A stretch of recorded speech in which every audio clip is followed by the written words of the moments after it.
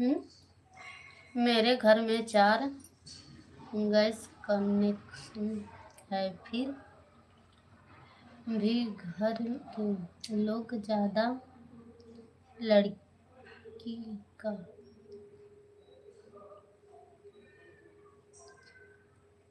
लकड़ी लकड़ी का जलावन करते हैं।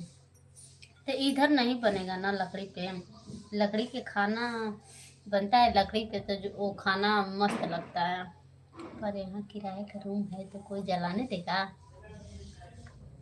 हमारे घर जाते हैं, गांव पे जाते हैं ना मम्मी के घर, वहाँ हम लकड़ी खुद हम लकड़ी ले आते हैं। मम्मी के घर जाते हैं तब चुन के लकड़ी ले आते हैं और लकड़ी से ही खाना बनता है।